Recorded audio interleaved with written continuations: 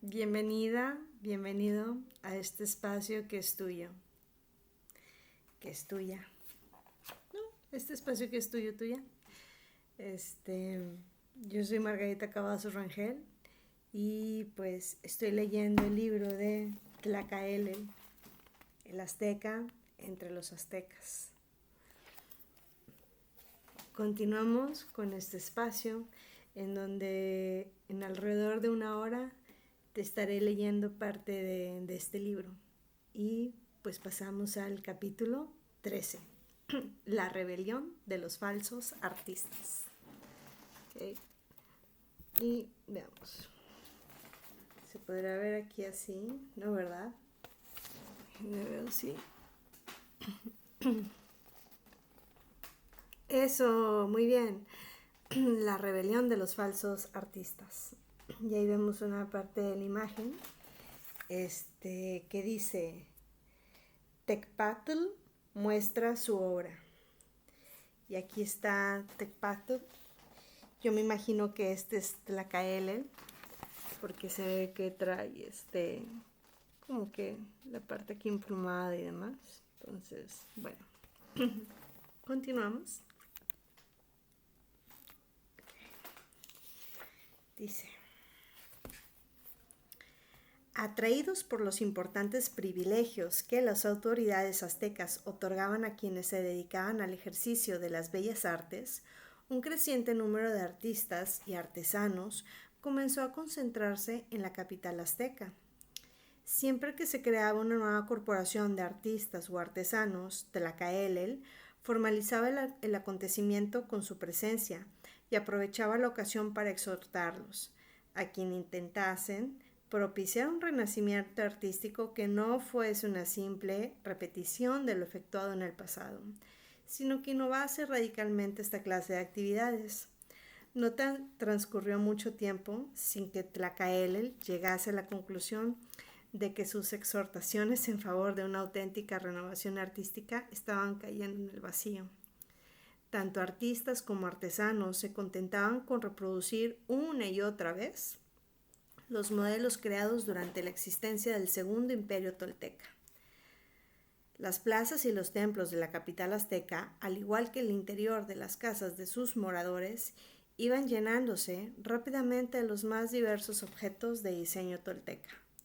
Tenochtitlán estaba en camino de convertirse en una copia de la antigua Tula, pero en una mala copia, concluía Tlacaelel, pues resultaba evidente que las reproducciones de obras toltecas que por doquier se efectuaban estaban muy lejos de poseer la elevada calidad artística que caracterizaba los modelos originales.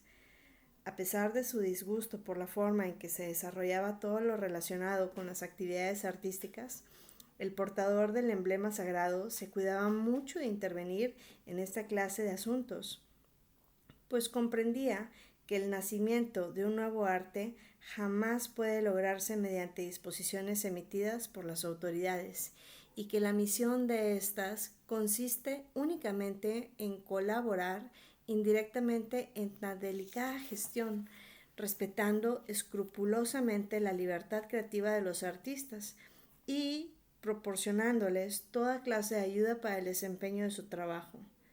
No quedaba, por lo tanto, sino esperar que los artistas que surgiesen en las nuevas generaciones, educados ya en un ambiente que tendía a la búsqueda de la superación personal y colectiva, fuesen capaces de llevar a cabo una empresa que al parecer sus padres no estaban capaces ni siquiera de imaginar. De entre las distintas corporaciones artísticas y artesanales que habían surgido en Tenochtitlán, la que agrupaba a los escultores comenzó muy pronto a cobrar especial relevancia, como resultado de las astutas maniobras de su dirigente principal, el Culhuacano Coahuatzin. Coahuatzin era un sujeto singularmente dotado para el empleo de la insidia y la intriga. Cómo hay y abundan ese tipo de personas como funcionarios públicos, en las empresas y en las organizaciones públicas y privadas en general y hasta en la familia, ¿no? Chingado.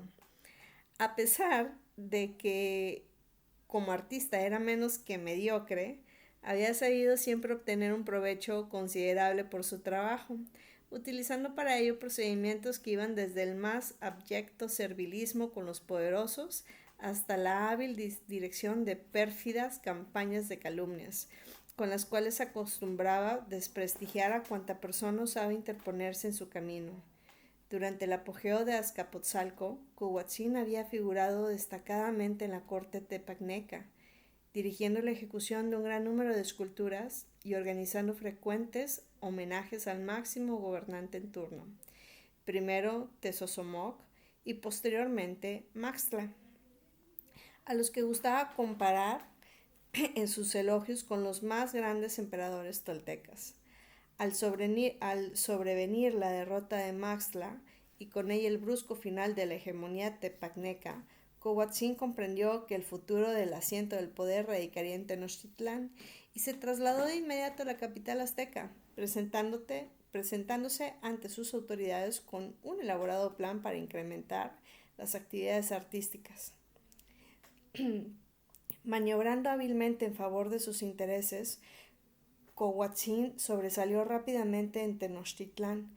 No solo obtuvo la dirección de su propia corporación, la de escultores, sino que de hecho fue logrando controlar a casi todas las asociaciones artísticas y artesanales, valiéndose para ello de sus numerosos incondicionales, sujetos que al igual que él eran pésimos artistas pero excelentes intrigantes.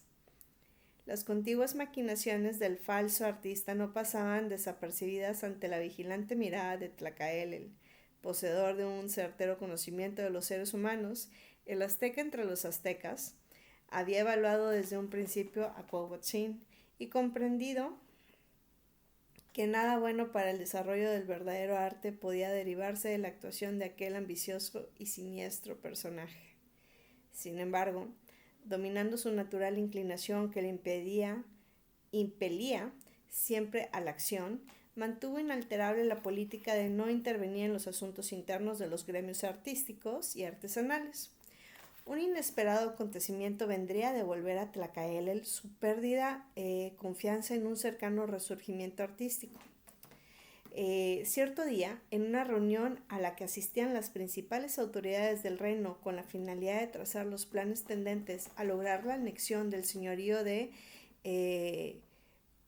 Cuauhnáhuac, el monarca azteca ordenó se sirviese a sus acompañantes chocolate recién preparado. La espumiante bebida fue servida mientras el portador del emblema sagrado apremiaba a los presentes a iniciar cuanto antes las operaciones militares. De pronto, al observar el recipiente que le era ofrecido a Moctezuma, Tlacaelel interrumpió bruscamente su exposición y tras solicitar a su hermano la pequeña vasija rebosante de chocolate que éste tenía ya próxima a los labios, procedió a examinarla. Cuidadosamente, ensimismándose en su contemplación a tal grado que parecía del todo abstraído de cuanto lo rodeaba. Los demás asistentes a la reunión observaban a Tlacaelel con curiosa expectación, sin alcanzar a comprender la causa de tan inusitado interés por un objeto del uso común, similar a cualquiera de las vasijas que cada uno de ellos sostenía en esos momentos entre las manos. Justo hoy me tomé un chocolate. No sé por qué, pero desde que empecé a leer el libro, últimamente he estado tomando chocolate caliente. Bueno, entonces. Y en efecto, el utensilio que tan poderosamente había llamado la atención de Tlacaelel no poseía al parecer ninguna cualidad sobresaliente. Se trataba de un producto de cerámica típico de la época, una vasija de barro en forma sencilla, decorada con hileras de delgadas líneas de color negro, paralelas y ondulantes, siguiendo el modelo del estilo tradicional establecido largo tiempo atrás por los alfareros toltecas.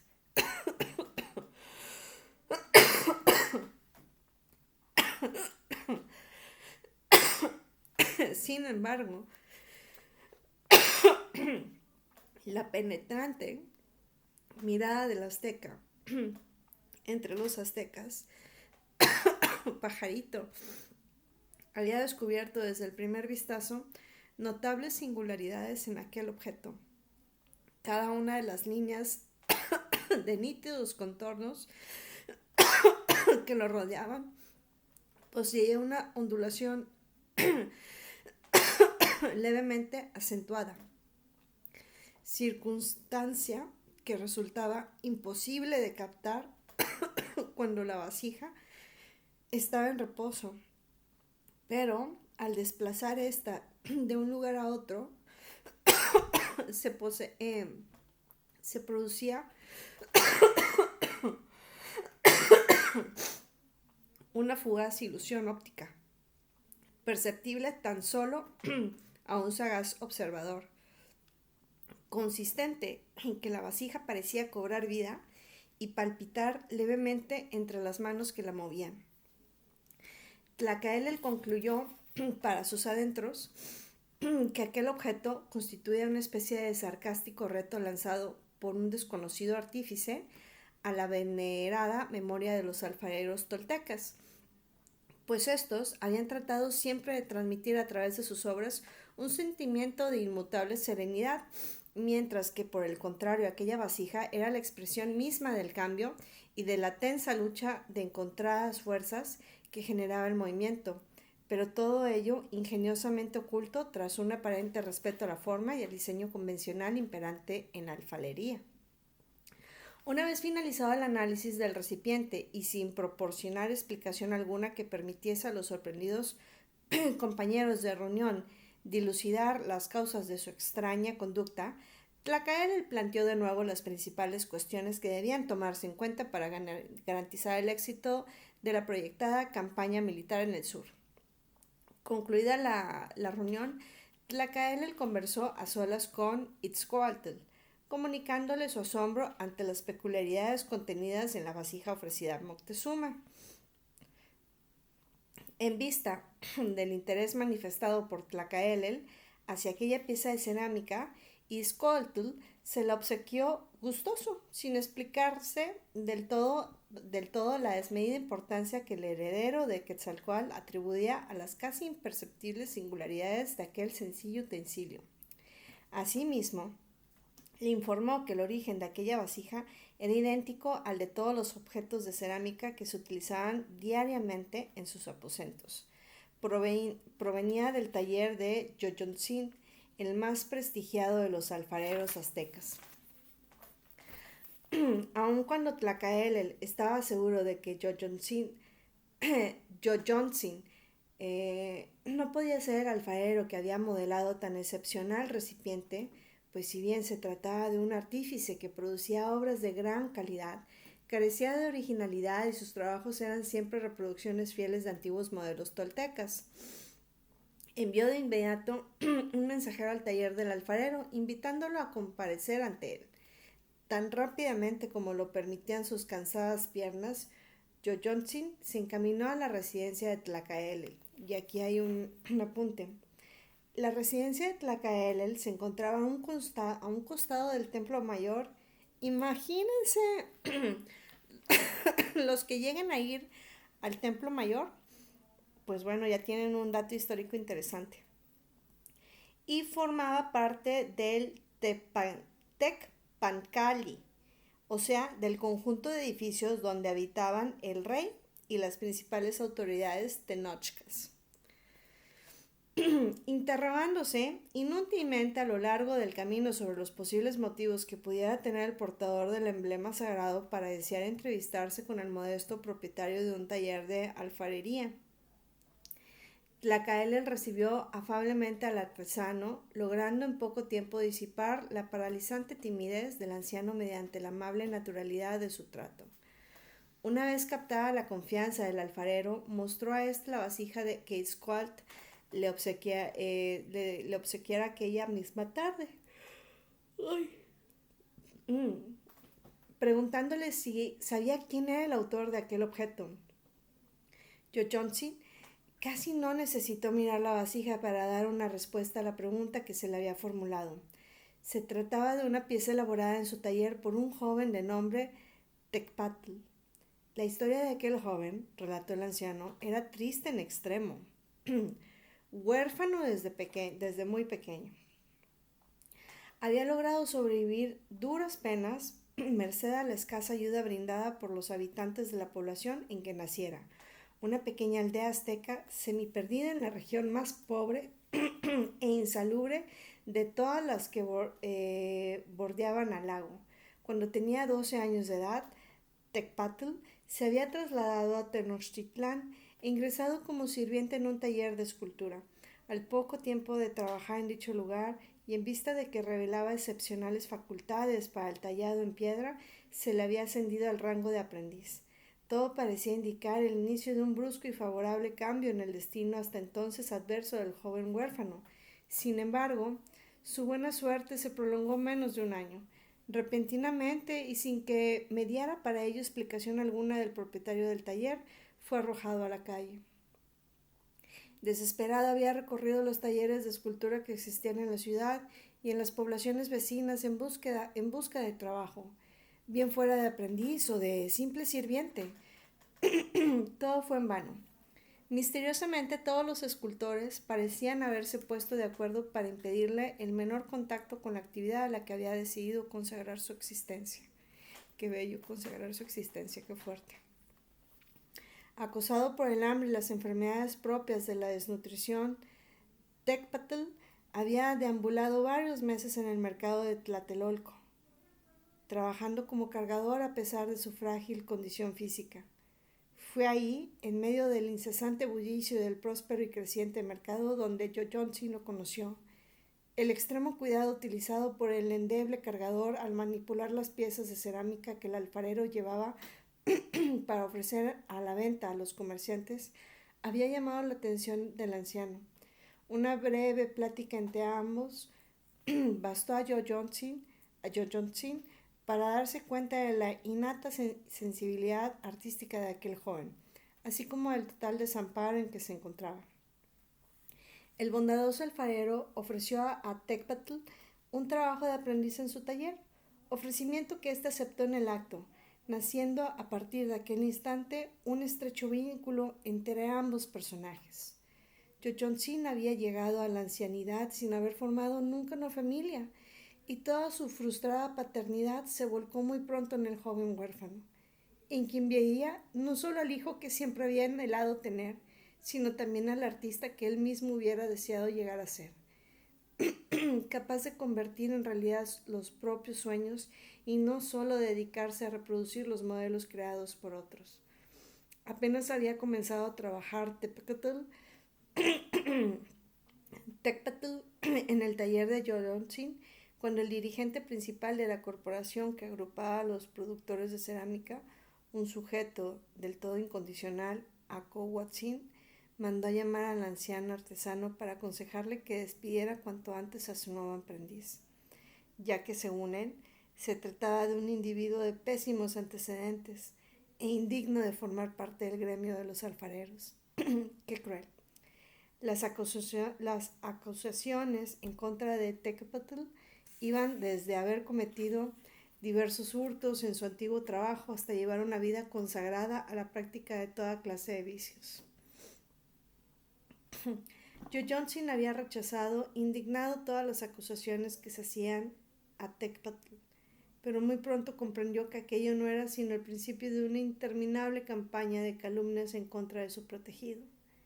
Los comerciantes del mercado de Tlatelolco, a los cuales vendía la mayor parte de su producción artesanal, comenzaron repentinamente a presionarlo, amenazándolo con dejar de comprar sus productos si no prescindía de los servicios de su ayudante. Extrañado ante la inexplicable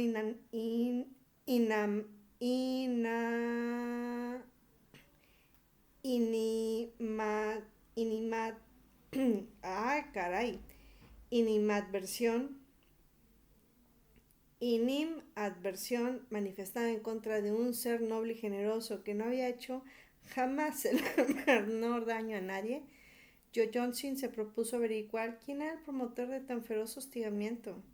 Muy pronto indagó toda la verdad. Coahuatzin, temeroso de que la aparición de un artista del genio viniese a significar el momento de su ocaso, y presintiendo que tras la débil apariencia de Tecpatl latía un poderoso espíritu creativo, era quien venía intrigando en contra del joven huérfano. Al culhuacano se debía tanto la expulsión de Tecpatl del taller a donde éste ingresaba inicialmente como los posteriores rechazos en los restantes talleres de escultura existentes en la ciudad. De igual forma, era Coahuatzin quien ahora intentaba amedrentar a Yoyontzin para obligarlo a retirar la protección que brindaba a su desvalido aprendiz. Una vez que Yoyontzin concluyó de narrar la historia de su joven ayudante ante el portador del emblema sagrado, este manifestó un vivo interés por conocer a Tecpatl y anunció que efectuaría a la mañana siguiente una visita oficial al taller del alfarero.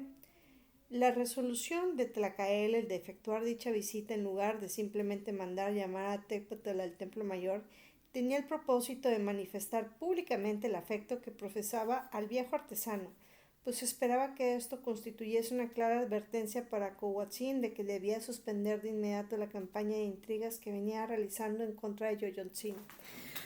¡Ay, justicia divina, gracias! Que a todos les venga esto en sus vidas, así sea. Ataviado con un largo manto blanco, luciendo sobre el pecho el caracol sagrado pendiente de una delgada cadena de oro y acompañado de varios importantes sacerdotes, Tlacael se encaminó ceremoniosamente al taller de Yoyontzin. El artesano, presa de una enorme emoción en aquella visita jamás imaginada, lo aguardaba ante la entrada de su engalanado taller. Tlacael había dado instrucciones a Yoyontzin de que su visita no debía ser motivo para la interrupción de sus labores propias del taller, pues deseaba observarlo en pleno funcionamiento.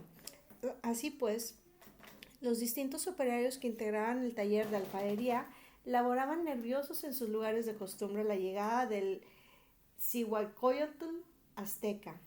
El heredero de Quetzalcóatl saludó afectuosamente a Yoyontzin e inició en su compañía el recorrido del taller, deteniéndose ante cada uno de los operarios para examinar su trabajo e interrogarlos brevemente sobre la índole del mismo.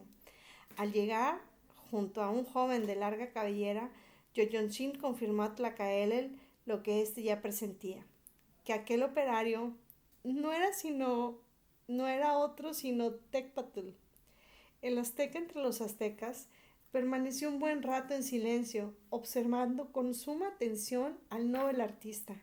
A través de todo su ser, Tecpatl manifestaba una perceptible contradicción entre los elementos físicos y espirituales que lo integraban.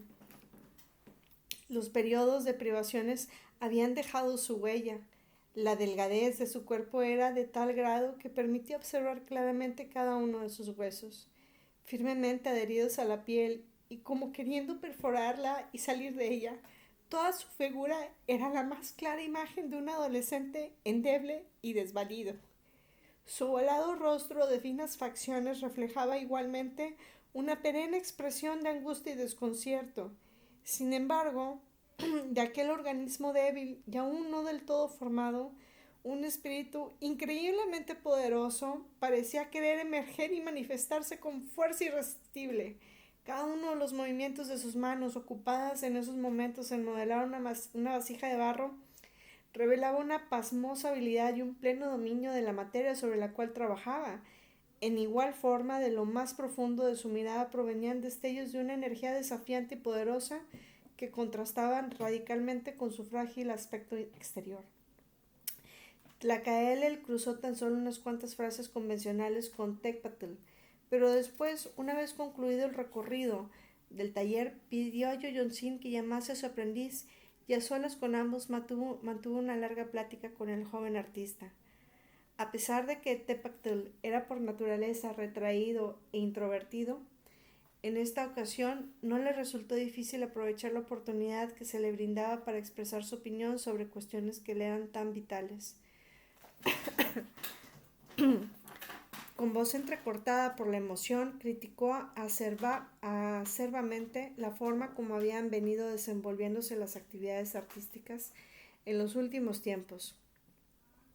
Calificó a los más prestigiados artistas, particularmente a Coahuatzin, de ser unos consumados farsantes que no buscaban otra cosa sino el enriquecimiento personal, valiéndose para ello de las buenas intenciones de las autoridades aztecas, deseosas de promover al máximo el florecimiento artístico dentro del reino. Finalmente, se lamentó de que todo esto estuviese ocasionando una verdadera atrofia en la sensibilidad popular, ya que la gente terminaba por aceptar como algo digno de admiración las pésimas reproducciones de arte tolteca que se estaban produciendo en Tenochtitlán, reduciéndose con ello las probabilidades de que pudiese surgir y desarrollarse en el futuro nuevas corrientes de expresión artística. Tlacaelel manifestó estar del todo acorde con los planteamientos de Tecpatl. Sin embargo, le externó a su vez su tradicional punto de vista sobre el particular, consistente en que era obligación de las autoridades fomentar el desarrollo del arte mediante la ayuda que proporcionaban a los artistas, pero que no correspondían a aquellas dictar las normas conforme a las cuales estos debían desarrollar su trabajo. A continuación, Tlacaelel preguntó al joven cuál era su criterio de la fórmula más conveniente para ayudarle. La respuesta de Tecpatl no se hizo esperar. Deseaba recorrer las apartadas regiones en donde antaño habían florecido importantes civilizaciones, con objeto de poder estudiar detenidamente las diferentes formas de escultura desarrolladas en esos lugares. El portador del emblema sagrado prometió acceder a lo solicitado y después de felicitar a Yoyontzin por la eficaz organización del taller y la calidad de los productos que en él se elaboraran, regresó al templo mayor. En medio de la respetuosa expectación que despertaba siempre en el pueblo su presencia. Aún no transcurría una semana de la visita de Tlacaelel al taller de Yoyontzin cuando ya Tecpatl abandonaba Tenochtitlán en unión de una delegación diplomática de regulares proporciones. Unos días antes, Itzcoatl había dado a conocer los nombres de los primeros embajadores tenochcas. Por intervención de Tlacaelel, Tecpatl había sido designado ayudante del embajador que representaría los intereses del reino azteca ante los distantes señoríos zapotecas. Tanto Itzcoatl como el propio Tlacaelel habían hecho saber al embajador en dicha región que el nombramiento otorgado al joven artista tenía por objeto dotarlo de la debida protección oficial, así como permitirle la obtención de ingresos suficientes para subsistir decorosamente, pero que sus funciones eran de índole especial y debía dejársele en la más completa libertad para desempeñarlas, no estando obligado a prestar servicios diplomáticos de ninguna clase.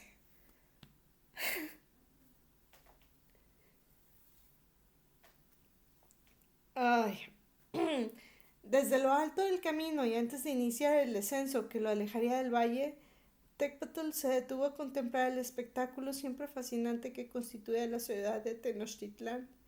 La capital azteca estaba formada por dos grandes islas artificiales construidas en el centro de la enorme laguna.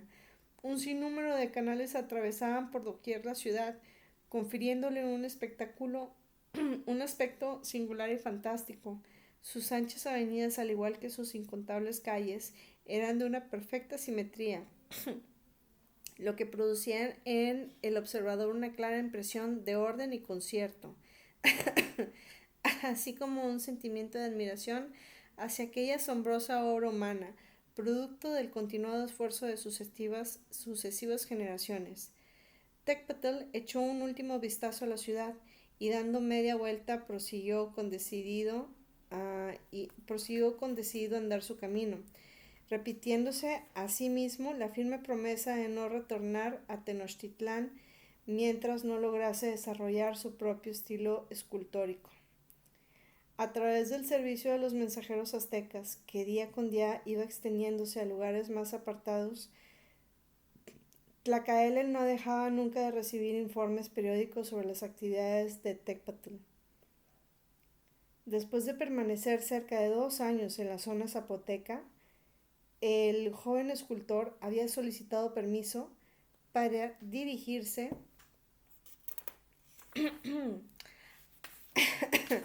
a los territorios habitados por los mayas. Posteriormente, y una vez obtenida una nueva autorización, se había trasladado a la fértil región totonaca, En cierta ocasión, un embajador tenochca, procedente de la lejana Chichén Itzá, había manifestado a Tlacaelel la sorpresa que le causara un acto del todo incomprensible cometido por Tecpatl. Después de trabajar arduamente en una enorme escultura de piedra cuya elaboración venía suscitando los más elogiosos comentarios de los artistas de la localidad, había procedido a demolerla en cuanto la terminó. Cuando faltaban escasas semanas para que se cumplieran 5 años contados a partir de la fecha en que Tepatl partiera de Tenochtitlán, wow, un mensajero llegado desde el Tajín informó a Tlacaelel que el artista marchaba ya de retorno rumbo a la capital azteca y que arribaría a estas en pocos días. La noticia produjo un profundo regocijo en el portador del emblema sagrado. Aun cuando durante la ausencia de Tecpatl no había tenido muchas oportunidades para detenerse a reflexionar sobre cuestiones artísticas, le molestaba sobremanera contemplar el fatuo orgullo que embargaba al pueblo y a las autoridades tenochcas con motivo de la creciente producción de supuestas obras de arte que en forma incontenible brotaban de los talleres controlados por Cohuatzin y su camarilla. Desde lo más profundo de su ser, el azteca entre los aztecas anhelaba que el regreso de Tecpatl constituyera una especie de feliz augurio de que aquella deplorable situación tocaría pronto a su fin. Tlacaelel le ordenó que se introdujese a Tepactl ante su presencia en cuanto tuvo conocimiento de que el artista solicitaba verlo. Un sorprendente y notorio cambio se había operado en la persona del joven huérfano. En las finas pero firmes facciones del escultor, al igual que en cada uno de sus gestos y movimientos, que antaño fueran la imagen misma de la incertidumbre y el desconcierto, se evidenciaba ahora una vigorosa voluntad y una serena confianza en sí mismo. Resultaba evidente que el antiguo conflicto interior que caracterizaba a Tecpatl entre su poderoso espíritu y su débil organismo había concluido con una clara victoria para el primero. Tlacaelel dialogó largamente con Tecpatl, poniendo de manifiesto durante la entrevista un vivo interés por escuchar todo lo que el artista le narraba. Al final de la plática, y como preguntase a Tecpatl cuáles eran sus proyectos para el futuro, este se limitó a comentar que por lo pronto retornaría a su antiguo trabajo de ayudante en el taller de Yoyontzin. Asimismo, manifestó su intención de comenzar a esculpir una enorme piedra existente en las cercanías del poblado en que naciera y a la que había soñado dar forma desde niño. El único favor que el artista solicitaba era precisamente que se le proporcionase la ayuda necesaria para transportar aquella piedra hasta el taller de Yoyontzin. El portador del emblema sagrado se comprometió a enviarle a la mañana siguiente un buen número de cargadores para que efectuasen dicho trabajo. Después de esto, dio por concluida la entrevista. El retorno de Tecpatl a Tenochtitlán, así como su entrevista con Tlacaelel, fueron motivo de prolongados comentarios por la ciudad y despertaron de inmediato la recelosa suspicacia de Cohuatzin y de su floreciente corte de amigos. La labor que a los pocos días de su llegada realizó Tecpatl, consistente en dirigir el traslado hasta el taller de Yoyontzin de una gran piedra, constituyó la voz de alerta para Cohuatzin y su grupo, pues al ver aquello dieron por cierto que el propio Tlacaelel había encomendado al escultor la realización de una obra. No atreviéndose a presentar directamente sus quejas al portador del emblema sagrado, acudieron ante el rey para lamentarse de la ruptura de la norma fundamental que tradicionalmente regía las relaciones entre artistas y autoridades, de acuerdo con la cual éstas encomendaban a las diferentes asociaciones de artistas y artesanos la elaboración de los diferentes objetos que necesitaban, desde una imagen destinada al culto hasta los utensilios de su uso común que se requerían en los templos y en los aposentos reales. Y dichas asociaciones, a su vez, determinaban con plena autonomía quién de sus miembros debía llevar a cabo cada uno de sus diferentes trabajos. Itzcoatl negó rotundamente que se hubiese roto o se intentase romper la forma tradicional de operar entre autoridades y artistas. Nadie había encomendado a Tecpatl la ejecución de una obra, como tampoco se le había otorgado o prometido emolumento alguno. Si Tlacaele le había dispuesto que se le brindase cierta ayuda para transportar una piedra, ello constituía un favor como otro cualquiera de los que diariamente concedía el portador del emblema sagrado a las múltiples personas que acudían ante él en demanda de ayuda.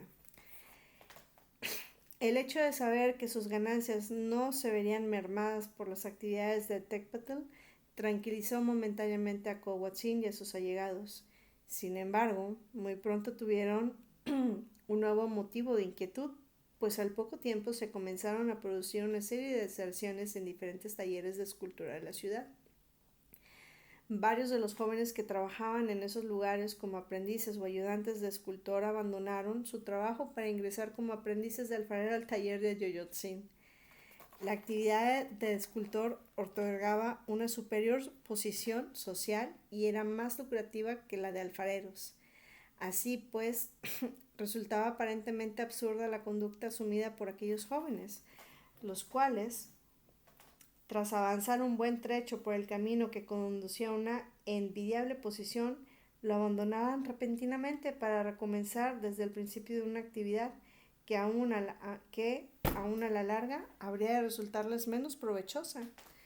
Tomando en cuenta que en la mayoría de los casos los jóvenes que habían abandonado los talleres eran precisamente quienes venían manifestando mayores facultades para el ejercicio de la escultura, Coahuatzin llegó a la conclusión de que la explicación de tan extraña paradoja era que aquellos jóvenes deseaban aprender directamente de Tecpatl los secretos del arte de esculpir, pero en vista de que este no poseía su propio taller, pues era únicamente un simple ayudante de alfarero, habían optado por laborar en su compañía.